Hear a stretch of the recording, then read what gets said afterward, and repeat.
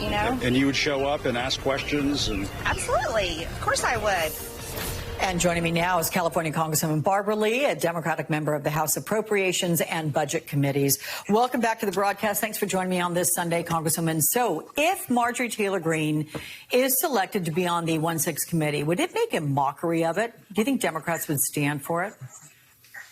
Alex, let me just take a moment, though, and start by sending my prayers to the families and residents in Surfside. I watched your report, and I tell you, it's heartbreaking, and I just want everyone to know that my constituents, just like everyone throughout the country, stand ready to do whatever we can do to help through this process, and also to the brave first responders who are under such dire circumstances. Mm-hmm.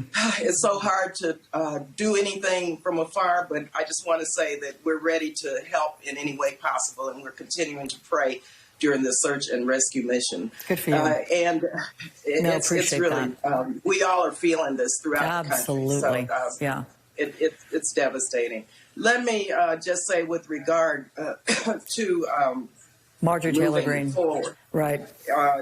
It's quite amazing that she wants to be on it. She would be on it. And that's up to Leader McCarthy if he decides to place her on it. But I think we'll have strong Democrats who understand the importance of this, who will bring forth the facts.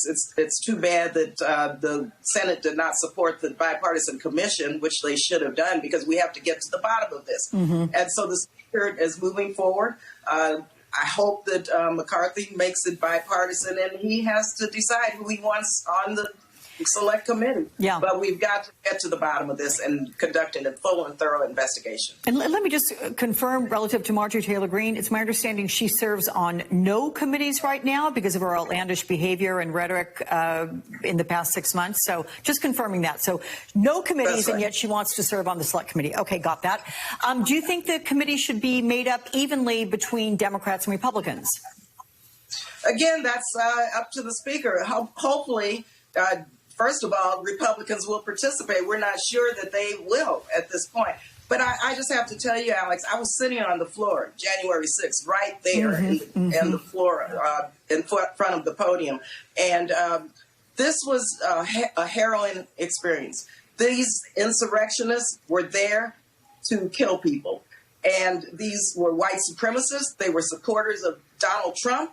And we cannot allow them to get away with this. And so we have to understand and investigate the causes and what took place and move forward so that this will never happen again. So however the Speaker determines that this select committee should be established and who should be on it, I think it's so important that we get to the bottom of this, because this is not going away. White supremacy is the greatest national security threat.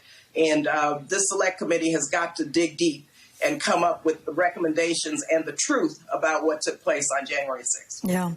Okay, let's turn now to some new analysis in the Washington Post in which it says that Democrats pushed hard last year to rein in police. A rise in murders is prompting a shift. And there are two examples that it points to. The first being Minneapolis, where a year ago the city council pledged to disband the police department. But now the mayor there wants to replenish the police force. Also in New York, a year ago, city activists were chanting defund the police. And now, as you know, the leading candidate in the mayoral race is running on a law and order platform. So would you say that the Washington Post headline is a fair assessment of where things stand? What I would say, Alex, is that gun violence is rampant in our country, and we have got to pass these gun safety measures. We have got to pass the Charleston loophole. The Senate has got to pass it. We've got to pass the bills for background checks.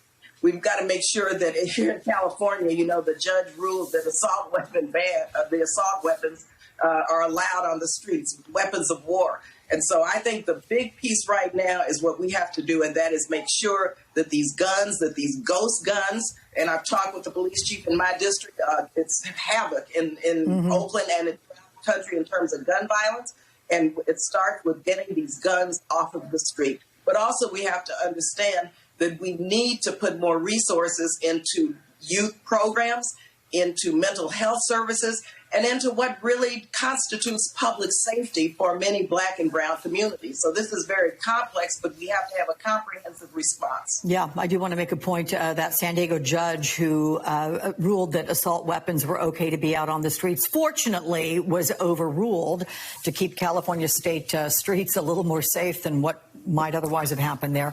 Let me ask you about last week and what all happened regarding the former Minneapolis police officer Derek Chauvin, who, as you know, was sentenced to 22.5 years in prison for the murder of George Floyd. Do you have any faith that finally, since some degree of punishment was doled out, that now some of these police officers, the rogue ones, if you will, may be more mindful of their behavior going forward? Well, let's hope so. First of all, I wanted to see the maximum sentence. This Derek Chauvin committed murder. He did not get the maximum sentence, but this did crack the door open for police accountability. And real justice, though, would be that Floyd never would have been killed in the first place.